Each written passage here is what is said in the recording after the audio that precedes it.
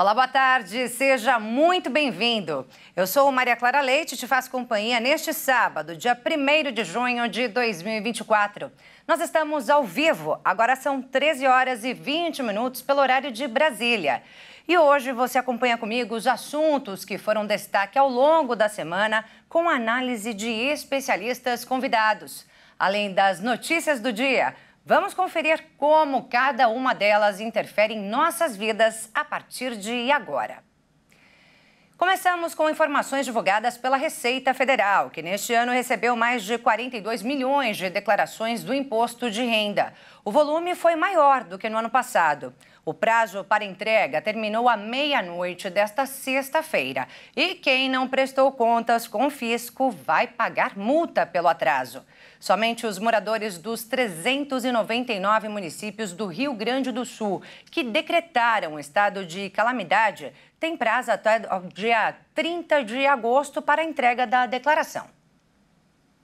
Das 43 milhões de declarações esperadas, a Receita Federal recebeu mais de 42 milhões 421 mil declarações de imposto de renda até o prazo final.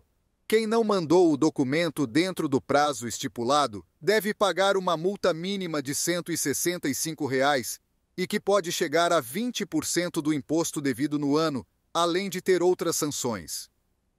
A Receita interrompeu a recepção das declarações à meia-noite de sábado e só volta a receber os documentos na manhã desta segunda-feira. O pagamento da multa pelo atraso deve ser feito por meio da emissão do DARF. A Receita concede até 30 dias para pagamento da multa e do imposto de renda devido. Caso o pagamento não seja feito nesse prazo, haverá a aplicação de juro de mora, ajustado pela taxa básica de juros, a Selic. A pessoa que não regularizar a situação pode ter o CPF bloqueado, até que a declaração do imposto de renda seja entregue. Com isso, o contribuinte não consegue fechar um financiamento no banco para carro e imóvel, não tira passaporte, fica impedido de participar de concurso, não consegue abrir conta bancária e nem casar. O contribuinte também pode ser investigado pela Receita por sonegação fiscal quando há a suspeita de ato intencional. A pessoa investigada terá direito à ampla defesa e a pena prevista é de 6 meses a 2 anos de prisão e multa de 2 a 5 vezes o valor do tributo devido. E ainda falando de economia, nesta semana o Senado deve analisar o projeto de lei que prevê a volta do imposto de importação para compras no exterior de até $50 para pessoas físicas. A proposta, que ficou conhecida como taxação das blusinhas, já foi aprovada pela Câmara dos Deputados. O Senado Federal deve votar nesta semana o projeto de lei que permite a taxação de 20% em produtos de compras internacionais de até $50. Após dias de negociação com o Palácio do Planalto, a proposta foi aprovada, na terça-feira, pela Câmara dos Deputados. Atualmente, as importações de até $50 por pessoas físicas são isentas de impostos, e somente compras internacionais de valor acima de $50 têm a taxação de 60%, o que deve continuar. A taxação das chamadas comprinhas é uma demanda do setor varejista nacional, que vê competição desleal com a isenção às empresas estrangeiras, já que hoje é cobrado apenas 17% de ICMs sobre o e-commerce internacional. O presidente da Câmara, Arthur Lira, defendeu a taxação de 25%, enquanto o governo apresentou os argumentos para vetá-la. Mas foi estabelecido um acordo de meio termo, e os parlamentares aprovaram a proposta com taxa de 20%. É isso aí, lembrando que nós estamos ao vivo, agora são 13 horas e 24 minutos pelo horário de Brasília e nós vamos agora repercutir esse assunto. Para isso, eu falo com o economista e líder do mercado de capitais do Grupo Crowe e Macro, Ricardo Rodil.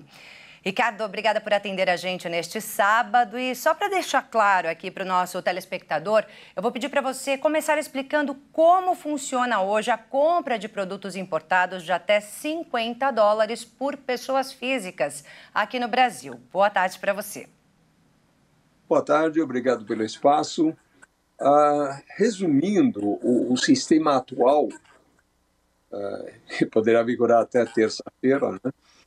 é que as compras abaixo de $50 para baixo, pagam somente o ICMS de 17% e não pagam o chamado II, Imposto de Importação.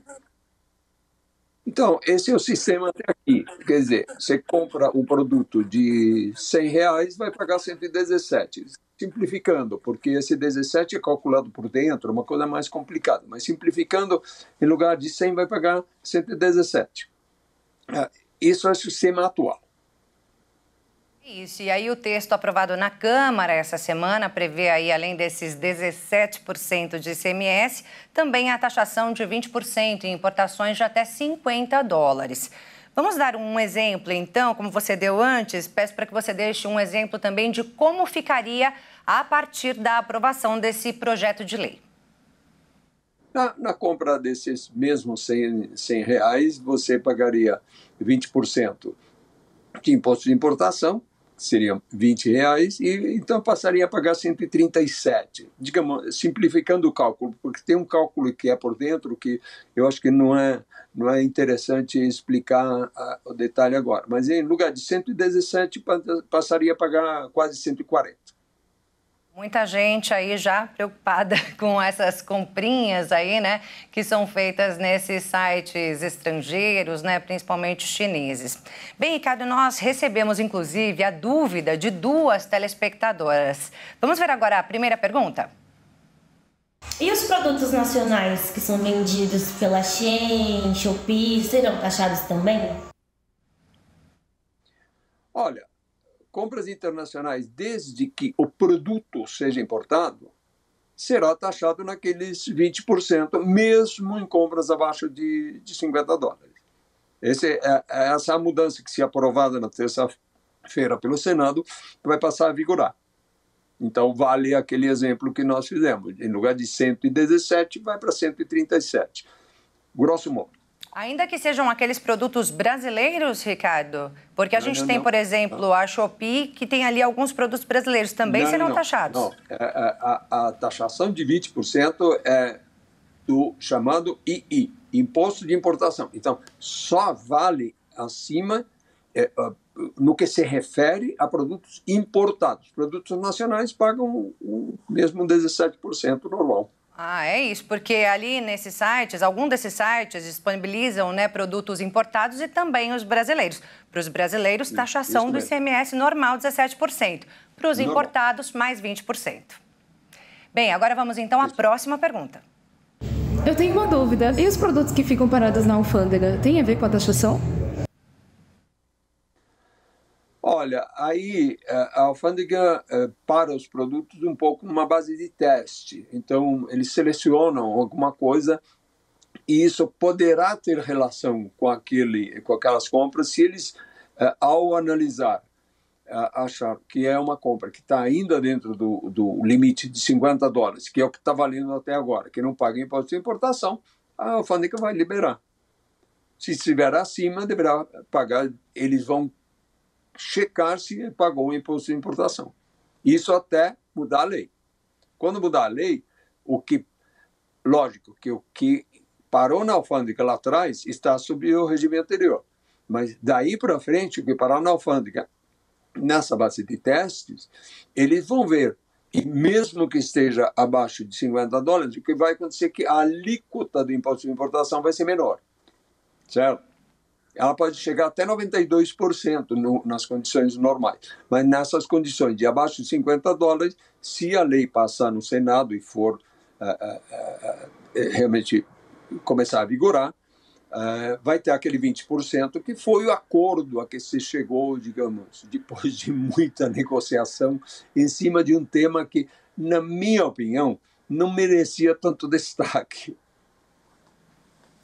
É verdade, né? Mas a intenção era taxar aí a 60%, que é a taxação que é imposta sobre produtos de $50 a $3 mil, não é isso? Isso mesmo. Olha, eu pessoalmente acho que em termos técnicos não deveria ter nenhum limite. De $1 a $3 mil deveria ser a mesma coisa.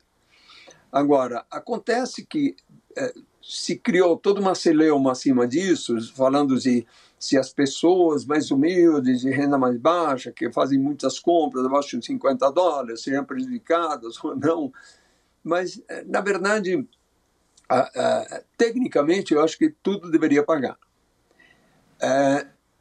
Acontece que a administração de um imposto em cima de valores muito pequenos acaba sendo muito cara para o governo.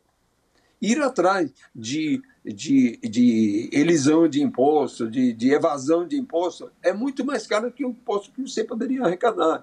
Então, esse para mim é o ponto básico nesse momento. Quer dizer, o custo de administrar e fiscalizar esse imposto. Pois é. É isso então, Ricardo. Muito obrigada, viu, pela sua participação aqui em nosso jornal. Eu agradeço o espaço e estou à disposição. Conversamos então com o Ricardo Rodi, o economista, aqui nesse Jornal de Sábado. Bem, o assunto agora é a campanha nacional de vacinação contra a poliomielite, lançada essa semana pelo Ministério da Saúde. A meta é vacinar até o dia 14 de junho, pelo menos 95% do público-alvo, que abrange aí cerca de 13 milhões de crianças menores de 5 anos. O infectologista Roberto Debeschi fala agora sobre a importância da imunização. A poliomielite também é conhecida como pólio ou paralisia infantil. Ela é uma virose causada por um vírus, poliovírus, e ela afeta principalmente crianças menores de 5 anos de idade. A maioria dessas infecções não produz sintomas, porém de 5 até 10% das pessoas infectadas, das crianças infectadas, podem apresentar sintomas semelhantes a uma gripe ou uma virose. E dessas, aproximadamente meio a 1% pode ter uma paralisia, que pode ser irreversível, principalmente das pernas, e 5 a 10% desses também podem morrer por conta de uma paralisia dos músculos da respiração. Por ser uma doença tão grave, houve uma iniciativa mundial no final da década de 80, na 41ª Assembleia Mundial de Saúde, para erradicar a polio no mundo todo, a iniciativa global de erradicação da polio. Mais de 80% da população do mundo hoje vive em regiões que são livres, certificadas como livres da polio. Os casos caíram mais de 99%, por exemplo, 350 mil casos estimados em 1988, e em 2018 cerca de menos de 30 casos foram notificados. E mais de 16 milhões de pessoas que hoje são capazes de andar teriam ficado paralisadas se aquele índice de poliomielite tivesse continuado. Mas para que a doença possa ser erradicada no mundo todo, assim como aconteceu com outras enfermidades, como a varíola, ainda existe um risco de voltar o número de casos, casos importados, muitas vezes dessas regiões que ainda existe a poliomielite para outros locais, então isso pode acontecer, e se esse número de casos voltar a aumentar, em uma década nós poderemos ter até cerca de 200 mil novos casos. Para evitar isso, é muito importante uma série de medidas, como saneamento básico nos locais, medidas de higiene e principalmente a cobertura vacinal. Nós precisamos manter os índices de vacinação, a taxa de cobertura em cerca de 95%, sendo que atualmente está cerca de 80%, até mesmo no Brasil, pois houve uma diminuição da cobertura vacinal na época da Covid em diante. Então é importante seguir o calendário vacinal e vacinar as crianças contra a poliomielite para que nós possamos continuar sendo uma região livre da polio e que isso possa se estender para o mundo todo. É isso aí, muito importante. A gente tem mais um alerta agora. Nós estamos começando o mês de junho e com ele a campanha Junho Vermelho, que enfatiza a importância da doação de sangue. Um simples gesto que salva muitas vidas. No mês de junho é lembrada a importância de ser um doador de sangue. A Organização Mundial da Saúde escolheu o mês para a campanha para prestar uma homenagem ao nascimento do imunologista Karl Landsteiner, responsável por descobrir os tipos sanguíneos. Ao mesmo tempo, enfatiza a importância de ser um doador, já que cada doação pode salvar até 4 vidas. Nesse período do ano, de outono e inverno, as doações ficam em baixa, daí a importância da campanha. É uma forma de sensibilizar as pessoas além de estimular quem já doou em algum momento a se lembrar da importância de retornar com as doações. Neste período, muitas pessoas estimuladas a realizarem sua primeira doação. Também é importante destacar que essa ação solidária pode ser realizada de forma rápida e segura. Não existe nenhum substituto para o sangue, e sem estoques adequados, muitas vidas podem ser perdidas. Todos os dias, acontecem diversas situações que se fazem necessárias. O uso de bolsas de sangue, pacientes que precisam de transfusão devido a acidentes, cirurgias, queimaduras, entre outras situações, assim como pessoas acometidas por leucemias e anemias que precisam de transfusões periodicamente como parte do seu tratamento. Para ser um doador, os voluntários passam por uma triagem para verificar se estão aptos a realizar a doação, já devem estar em boas condições de saúde. Podem ser doadores, pessoas com idade entre 16 e 69 anos. Mas a primeira doação de sangue deve ser realizada até os 60 anos. Doadores menores de idade podem doar mediante autorização formal dos pais ou responsável legal e apresentação do documento de quem assinou a autorização. E sobre a importância da doação de sangue neste Junho Vermelho, eu converso agora ao vivo com Ricardo Cortez, captador de doadores do GSH Banco de Sangue de São Paulo. Boa tarde, Ricardo. Obrigada por nos atender. Boa tarde, obrigado pelo espaço. Na correria do dia a dia, muitas pessoas acabam se esquecendo que um gesto simples como esse, da doação de sangue, é capaz de impactar e salvar várias vidas. E na busca de conscientizar a população, a sociedade, sobre a importância da doação de sangue, a campanha do Junho Vermelho se inicia no nosso Banco de Sangue do Grupo GSH. Então, a cada 1.000 pessoas, 14 apenas são doadores de sangue regulares. Isso se reflete em 1,4% da população que são doadores em si. E no dia 14 de junho é o dia que se comemora o Dia Mundial do Doador de Sangue. E no junho também se inicia o inverno. E é com o inverno onde muitas pessoas acabam ficando impossibilitadas de realizar a doação de sangue porque estão doentes. E é nessa queda das doações de sangue que os estoques do Banco de Sangue também se acompanham e acabam se reduzindo. E é nesse momento que precisamos ainda mais do engajamento e da conscientização da doação de sangue nessa época do ano. É isso aí, como você disse, né? Aqui no Brasil, apenas 1,4% da população doa sangue regularmente, portanto, são apenas 14 doadores a cada 1.000 brasileiros e são vários os impactos disso, né? E segundo a OPAS, a gente tem aí a informação que pelo menos 2% da população de um país deveria, então, ser doadora de sangue regular, justamente para atender a demanda de um determinado país. Essa é a necessidade do Brasil, que 2% da população seja realmente doadora regular, ou seria necessário que fossem mais pessoas? Na minha opinião, deveria ser mais.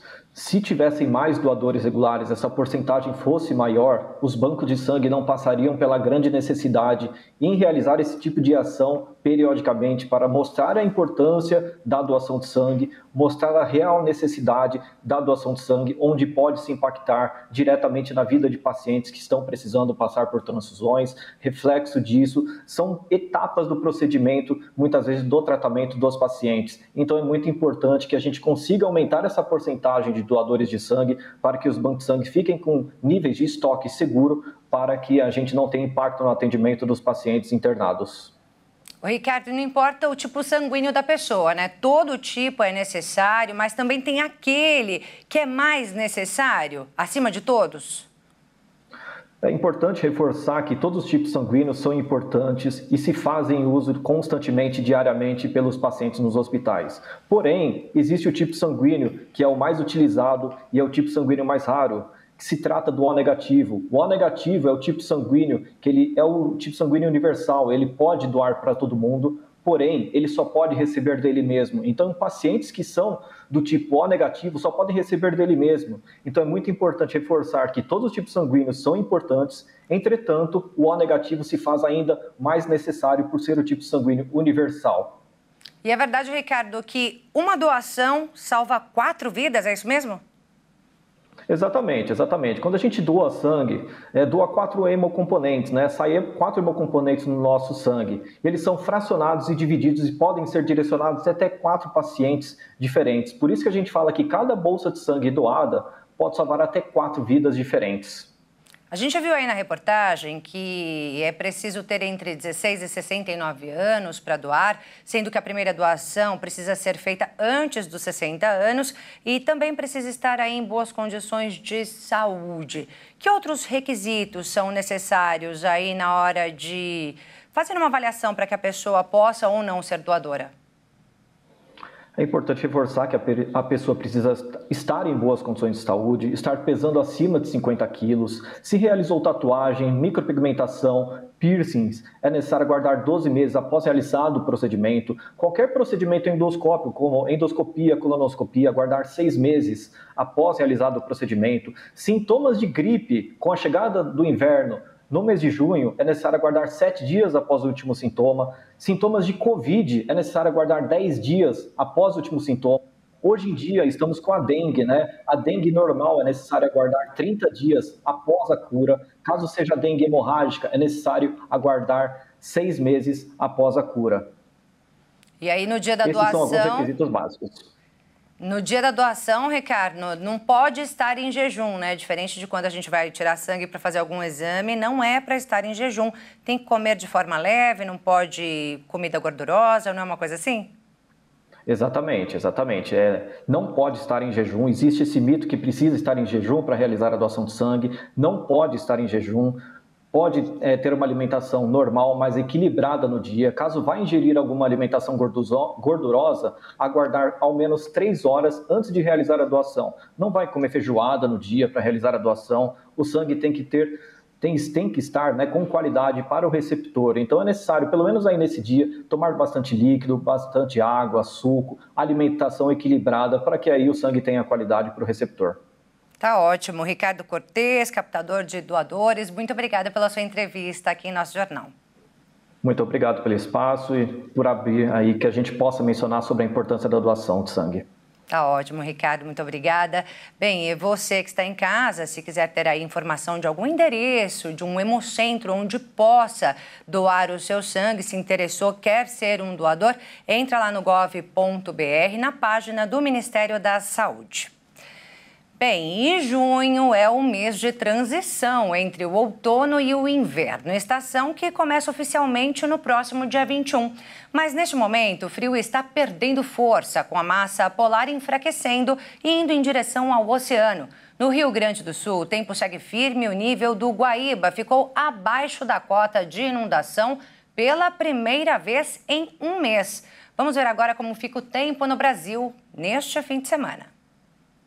Chove em praticamente todo o litoral da região Nordeste, com alerta de temporal para o sul da Bahia e norte do Maranhão. Na região Norte também tem previsão de temporais no Pará, Roraima, Amapá e Amazonas. No Centro-Sul, o tempo segue firme com céu aberto. Em Mato Grosso do Sul, a máxima é de 30 graus e a mínima de 19. Na região sul do país, destaque para Porto Alegre, que segue sem previsão de chuva. A máxima hoje chega a 21 graus e a mínima a 8. No Sudeste, a máxima no Rio de Janeiro, neste domingo, chega a 28 graus e a mínima fica em 18. Na próxima semana, a cidade de São Paulo terá tempo seco, com temperaturas entre 14 e 26 graus. Amanhã, clima mais frio por aqui, com mínima de 13 graus. Bem, para aquecer aí esse tempo gelado, começou essa semana aqui na capital paulista o Festival de Sopas da CEAGESP, a Companhia de Entrepostos e Armazéns Gerais de São Paulo.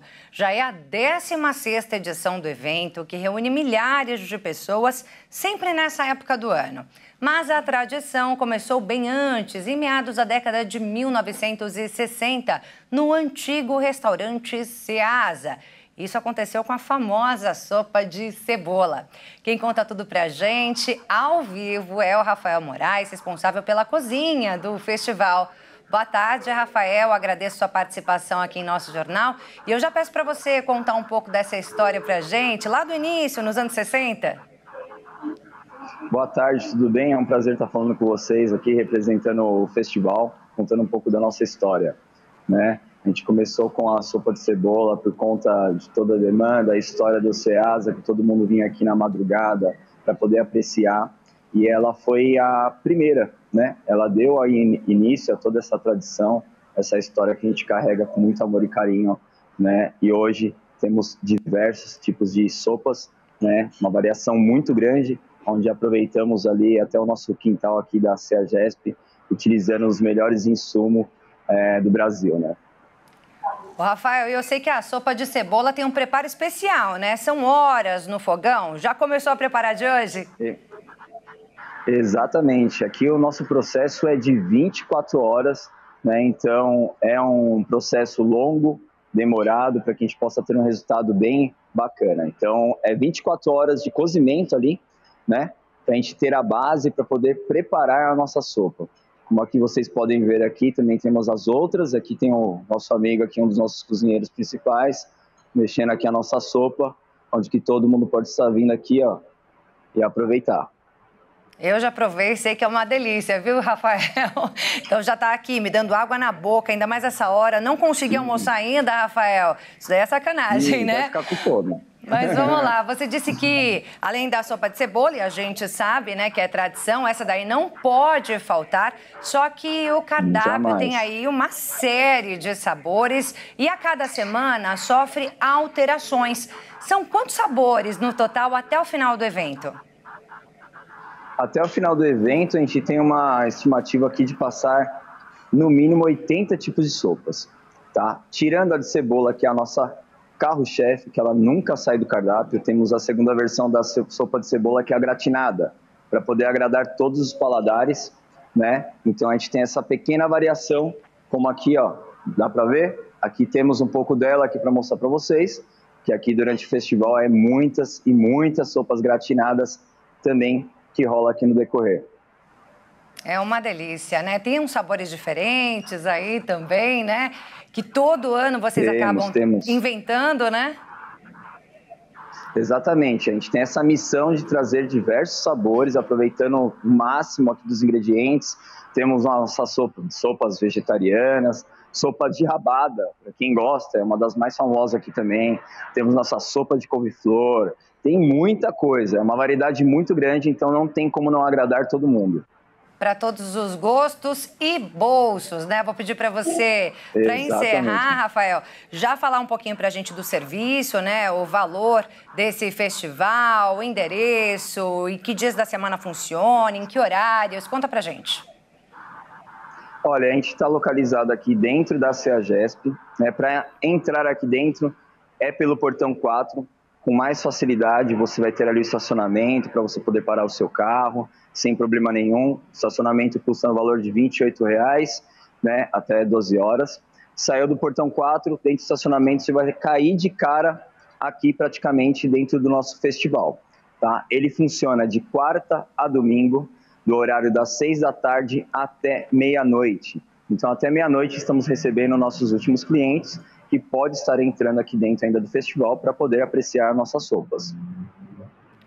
Bem bacana. E você acha que quem está em casa, Rafael, consegue fazer uma sopa ou um caldo parecido com o de vocês ou é impossível? Tem que ir ao restaurante da CEAGESP realmente para experimentar todos esses sabores?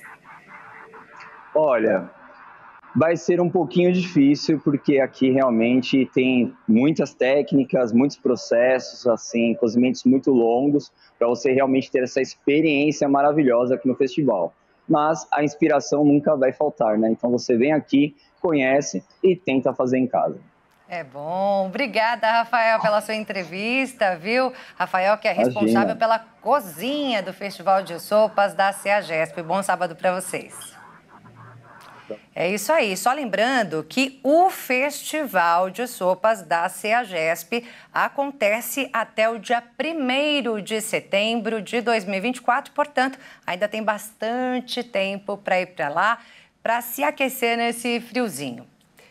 Bem, enquanto a gente começa a se preparar para a estação mais fria do ano, por aqui, lá no Hemisfério Norte, as cores da primavera tomam conta do clima, com tonalidades brasileiras. É isso mesmo. A cada primavera, as ruas de Lisboa ficam cobertas de tons intensos de azul e malva dos jacarandás em flor. Eles foram levados do Brasil a Portugal no século XIX. A primavera enche de cor as ruas da capital portuguesa com a ajuda de uma árvore brasileira. A imagem dos jacarandás trazidos do Brasil e introduzidos em Portugal no século XIX, hoje emoldura cartões postais típicos de Lisboa. Uma beleza que seduz turistas de todo o mundo. É maravilhoso. Não vemos esse tipo de árvore em Atlanta. Não é comum para a gente, por isso adoramos tirar fotos. As mudas de jacarandás foram levadas para Portugal no começo do século XIX, quando a família real se exilou no Rio de Janeiro para fugir das invasões napoleônicas. O Escritório de Turismo de Lisboa explica que, na ausência do rei, a cor das flores da árvore, associada à monarquia, virou um meio de demonstrar o poder real.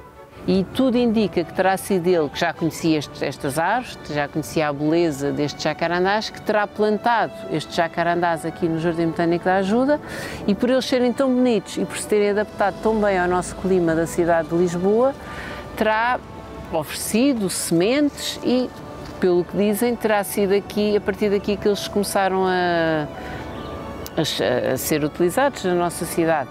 Ainda hoje a capital segue plantando jacarandás, evitando os locais com muito vento, onde as árvores têm mais dificuldades de se desenvolver. É muito primaveril e encantador. É uma boa representação de Lisboa, de fato. Muitas árvores começam a florir logo na primavera. O jacarandá aguarda-se um bocadinho mais para o final da primavera. Portanto, eu diria que o jacarandá vem anunciar já o verão, o final da primavera, o início do verão. Em tempos de Instagram e redes sociais, os jacarandás são mais do que um convite para os fotógrafos de plantão. Por que não mergulhar na magia dessas árvores em flor e nos tapetes de pétalas arroxeadas que cobrem as calçadas lisboetas? Muito lindo, né? Bem, e para encerrar, tem dica cultural aos apaixonados por cinema. A Cinemateca Brasileira recuperou cerca de 2.000 títulos de sua coleção e colocou à disposição na internet para todo o público do Brasil. O acesso é gratuito. Alguns dos títulos já estão disponíveis de graça no site da Cinemateca Brasileira. Até agora já foram recuperados e catalogados mais de 1.900 filmes. O restante do acervo será disponibilizado a partir do dia 15 de junho. O projeto faz parte do Programa de Restauração e Modernização do Espaço. A Cinemateca já passou por 5 incêndios, um alagamento e crise administrativa. Por causa disso, roteiros, documentos, cópias de filmes e equipamentos antigos, alguns com mais de 100 anos de história, foram perdidos. Os longas, curtas e documentários foram gravados entre 1909 e 1950. No acervo, é possível encontrar filmes clássicos como Mazzaropi, o filme Barulho na Universidade e Amazônia e Rio Exposição, de 1922. O projeto, que custou cerca de 15 milhões de reais, é realizado por meio da Lei de Incentivo à Cultura. E para ver os filmes de maneira gratuita, basta acessar o site da Cinemateca. Com essa dica, então, encerramos essa edição. Outras notícias você acompanha ao longo da nossa programação. Muito obrigada pela sua companhia, um ótimo final de semana e até a próxima.